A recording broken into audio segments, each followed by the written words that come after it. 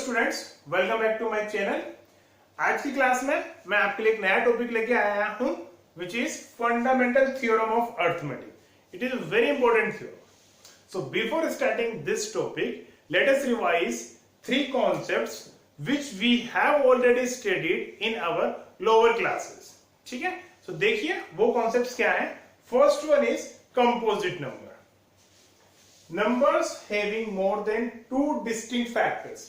आप सब समझते हैं फैक्टर्स क्या होते हैं कोई भी नंबर के।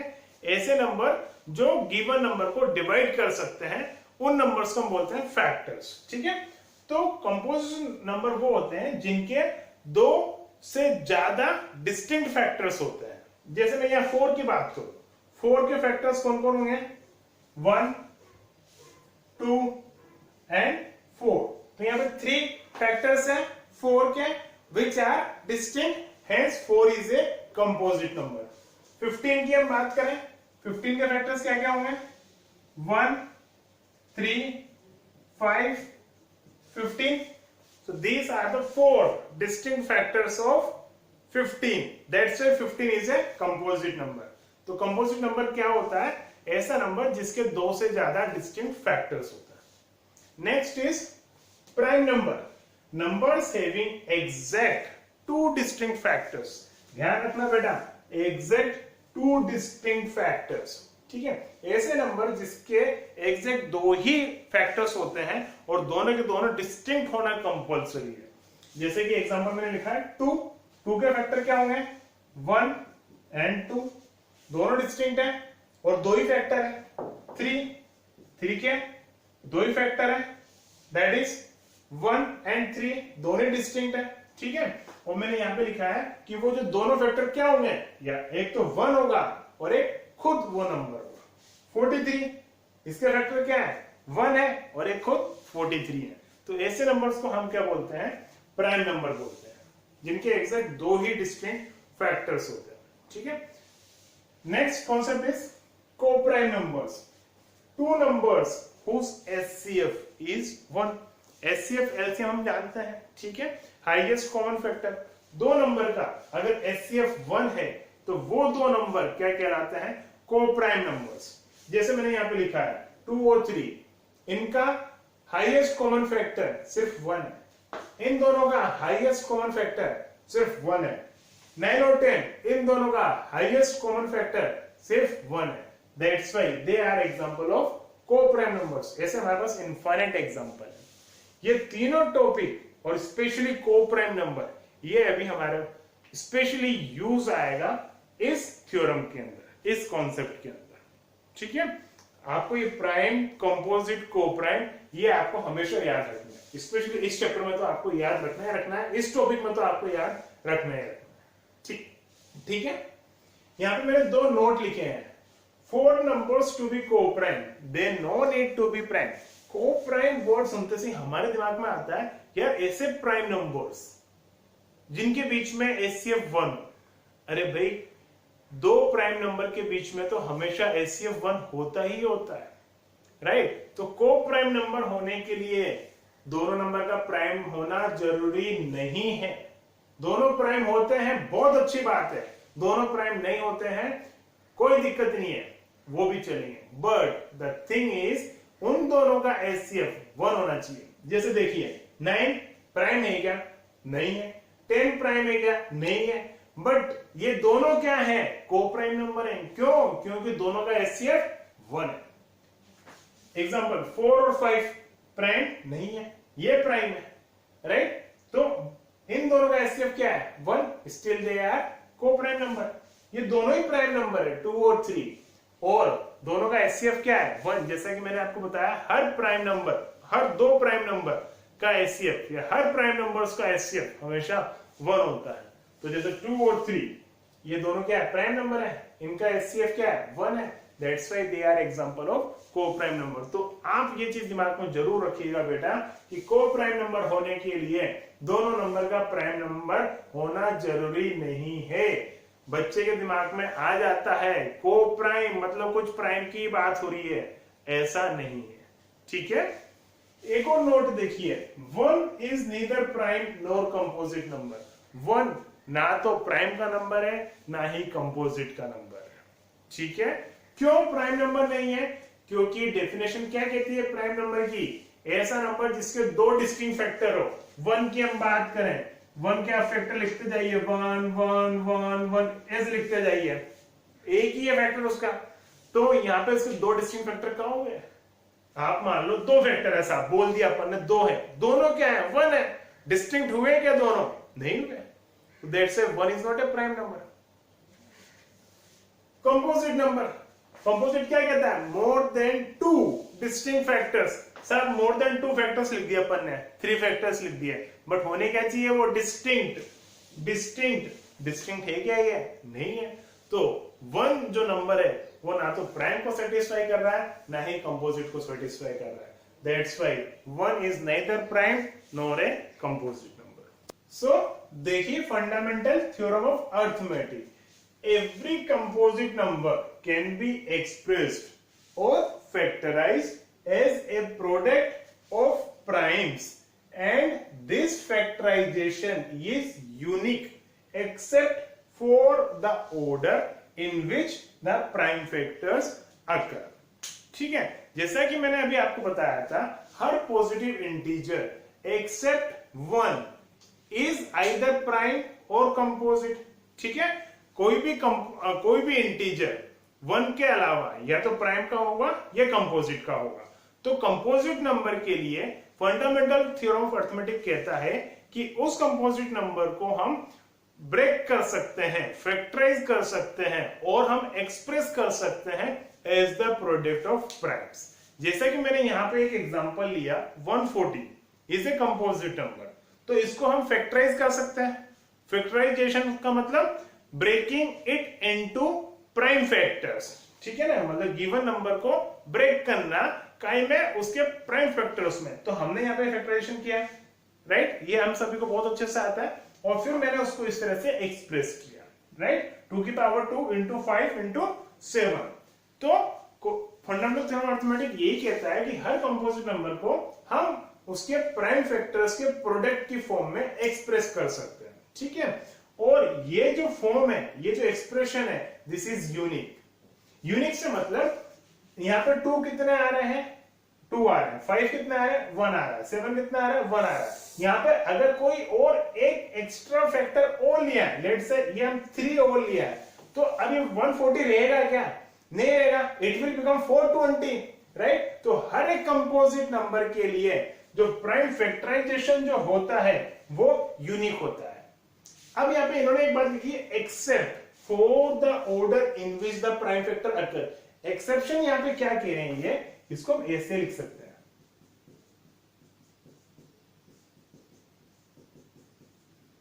इस तरह के और कॉम्बिनेशन बन सकते हैं। तो ये चीज यूनिक नहीं है।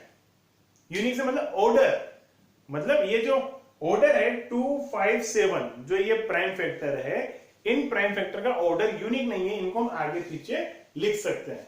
बट इसका जो फैक्टराइजेशन है वो तो यूनिक है। किसका? जैसे 140 का फैक्टराइजेशन तो यूनिक ही रहेगा। कहने का मतलब 2 कितनी बार आएगा? 2 बार आएगा। 5 कितनी बार आएगा? 1 बार आएगा। 7 कितनी बार आएगा? 1 बार आएगा। तो फैक्टराइजेशन तो यूनिक हुआ, बट प्राइम फैक्टर्स किस ऑर्डर में हम लिख रहे हैं वो यूनिक नहीं है। ठीक है, तो this is about the fundamental theorem of arithmetic. अब फंडामेंटल थ्योरम ऑफ अरिथमेटिक की मैंने आपको फर्स्ट लेक्चर में बताया था कि हम यहाँ पे 3 एप्लीकेशंस डिस्कस करेंगे। First one will be finding HCF and LCM, second proving irrationality, third one nature of the decimal form of rational number, right. So let us start with the first application which is finding HCF and LCM. Find the HCF and LCM of 26 and 91 and verify that HCF into LCM is equals to product of the integers. Using factorization method, HCF और LCM निकालना हमने बहुत अच्छे से छोटी classes में सीख रखा है, तो उसी को ही हम यहाँ पे एक क्विक रिवीजन देख लेते हैं यूजिंग दिस एग्जांपल। तो देखिए सबसे पहले हम क्या करते हैं, 26 का फैक्टराइजेशन 2 से डिवाइड होएगा 13 बार और ये 13 से डिवाइड होएगा 1 बार। नेक्स्ट फैक्टराइजेशन हम करेंगे 91 का, ये डिवाइड होएगा हमारा 7 से 13 बार और फिर 13 से 13 1 बार. So what we can write 26 equals to 2 into 30 and 91 is equals to 7 into 13. अब हमें क्या चाहिए? HCF चाहिए. तो HCF में हम क्या देखते हैं? कॉमन फैक्टर्स देखते हैं. तो इसमें और इसमें कॉमन फैक्टर क्या है? 13. तो HCF हो गया हमारा 13. Next LCM. LCM में हम क्या देखते हैं? जितने भी फैक्टर्स हैं सारे लिख देते हैं और उनकी हाईएस्ट पावर जो होती है वो भी लिख देते हैं. तो यहाँ पे फैक्टर्स क्या क्या है? 2 है, लिख दिया. फिर एक 7 है, वो लिख दिया. फिर एक 13 है, वो भी लिख दिया. Now we will multiply them. That is 7 2 14 into 13. So it will become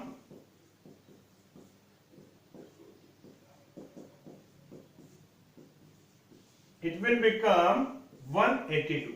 तो LCM आ गया 13, LCM आ गया 182. अब हमें क्या करना है? वेरीफाई करना है ये relation. It is a very important relation. ये भी हमने छोटी क्लासेस में देखा हुआ है. HCF into LCM is equals to product of given numbers. तो अब अपन क्या करते हैं? HCF into LCM कर लेते हैं पहले.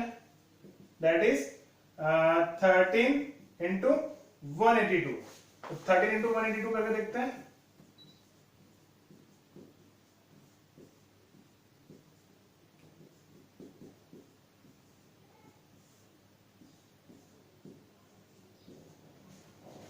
It will be 2366. अब हम प्रोडक्ट निकालते हैं.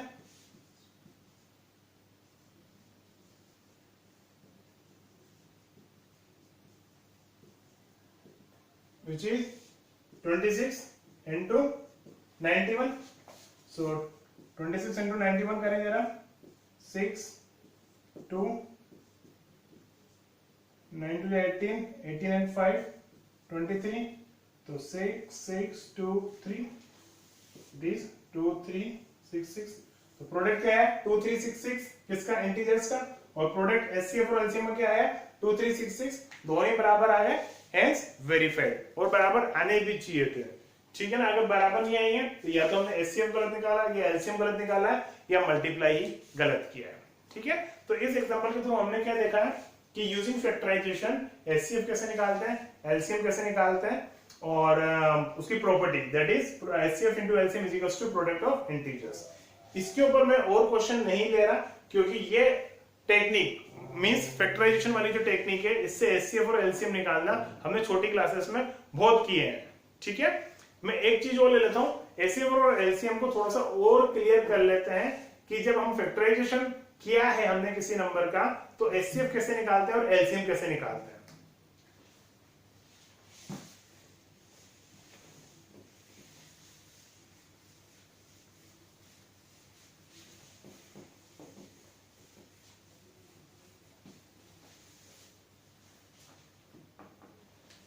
लेट्स से हमारे पास कोई एक नंबर है A जिसमें कुछ इस तरह से लिखा है. इसका फैक्टराइजेशन है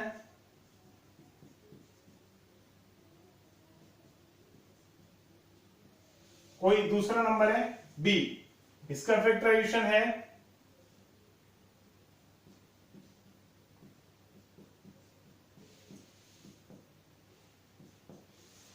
राइट.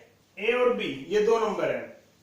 इनका फैक्टराइजेशन लिख दिया मैंने. ठीक है ना? हमने कोई एज्यूम किए हैं ये A और B नंबर. मल्टीप्लाई करके देख लेंगे क्या नंबर आएंगे. That is a very large number. हमें उससे मतलब नहीं है. हम तो बस अब यहाँ पे ये देखना चाह रहे हैं कि A और B का HCF क्या होगा और उसका LCM क्या होगा. ठीक है ना? तो HCF निकालते वक्त हम क्या देखते हैं बेटा? दोनों नंबर के फैक्टराइजेशन में कॉमन फैक्टर देखते हैं सबसे पहले. तो सबसे पहले कॉमन क्या आ रहा है? 3 आ रहा है, 5 आ रहा है, 7 आ रहा है. वो लिख दो. 3 5 7. फिर 3 की भी पावर यहाँ पे कुछ है, यहाँ पे भी कुछ है, 5 की भी है और ऐसे 7 की भी है. तो HCF में हम क्या देखते हैं? लोवेस्ट पावर देखते हैं. तो 3 की पावर 4, 3 की पावर 5 में लोवेस्ट पावर क्या है? 4. ऐसे 5 की में क्या है? 2 और 7 की में क्या है? 2. इसको सिंप्लीफाई कर लेंगे हमारा HCF आ जाएगा. LCM की बात करते हैं. A, B. LCM में हम क्या करते हैं? सारे फैक्टर्स लिख लेते हैं. इसमें हमें कॉमन से मतलब नहीं है. जो भी A के फैक्टर्स हैं वो सारे लिख लेंगे. B के जो भी फैक्टर्स हैं वो भी सारे लिख लेंगे. A के हैं 2 3 5 7.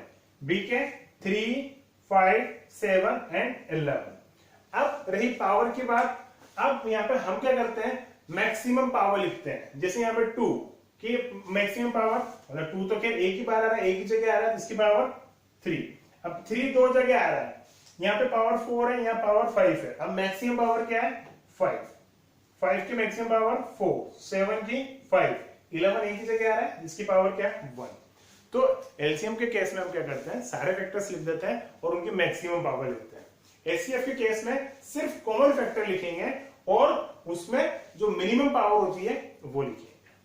ठीक है, now point to be noted, HCF कोई भी दो गिवन नंबर का जो होगा वो हमेशा उन गिवन नंबर में जो छोटा नंबर होगा या तो उसके बराबर होगा या उससे छोटा होगा। राइट, जैसे अभी हमने 26 और 91 का एचसीएफ निकाला था, कितना आया था 30। तो 26 और 91 में छोटा नंबर क्या था 26, तो हमारा एचसीएफ भी क्या आया, जो छोटा नंबर था उससे भी छोटा आया। और एलसीएम उन दोनों गिवन नंबर में जो बड़ा नंबर होगा या तो उसके बराबर आएगा या उससे बड़ा आएगा। सेम एग्जांपल की बात करते हैं, 26 और 91, इन दोनों का एलसीएम क्या आया था 182, इन दोनों में बड़ा नंबर कौन था 91, तो एलसीएम भी क्या आया, उससे बड़े नंबर से भी बड़ा आया, दैट इज 182। तो आप ये चीज याद रखना, एचसीएफ हमेशा छोटे नंबर से के बराबर या उससे छोटा आएगा और एलसीएम बड़े नंबर के बराबर या उससे बड़ा आएगा। ठीक है, नेक्स्ट क्लास में हम वर्ड प्रॉब्लम्स देखेंगे एचसीएफ और एलसीएम के ऊपर। मैंने वर्ड प्रॉब्लम्स आपको यूक्लिड डिवीजन एल्गोरिथम के बाद नहीं करवाई, क्योंकि यूक्लिड डिवीजन एल्गोरिथम हमने सिर्फ एचसीएफ निकालने के लिए यूज किया है। ठीक है, अगर मैं उस वक्त कुछ वर्ड प्रॉब्लम आपको करवाता तो आप डायरेक्टली क्या करते हैं, एचसीएफ निकालते हैं। ठीक है, अभी हमने एचसीएफ की भी बात कर ली और एलसीएम की भी बात कर ली। अब मैं आपको वर्ड प्रॉब्लम दूंगा, वर्ड प्रॉब्लम में कहीं भी आपको ये नहीं लिखा होगा कि यहाँ पे एचसीएफ निकालना है या एलसीएम निकालना है, ये सिर्फ हमको एनालिसिस करना है कि इस क्वेश्चन में क्या चाहिए। तो नेक्स्ट क्लास हमारे लिए काफी काफी काफी ज्यादा इंपॉर्टेंट क्लास होगी, क्योंकि उसमें हम ये सीखेंगे कि कब एचसीएफ निकालना है और कब एलसीएम निकालना है। ठीक है, तो आज की क्लास में हमने फंडामेंटल थ्योरम ऑफ अरिथमेटिक देखा, उससे पहले हमने प्राइम नंबर देखे, कंपोजिट नंबर देखे, कोप्राइम नंबर देखे। तो आप इस थ्योरम को अच्छे से पढ़िएगा, ये सिंपल से क्वेश्चंस ऑलरेडी हमने किए हुए हैं। ठीक है, एक क्वेश्चन आप करके देख लीजिएगा। ठीक है, सो नेक्स्ट क्लास में हम कुछ एग्जांपल्स के साथ मिलेंगे एचसीएफ और एलसीएम के ऊपर, which will be a word problem class. ठीक है, so thank you so much for watching the video and bye.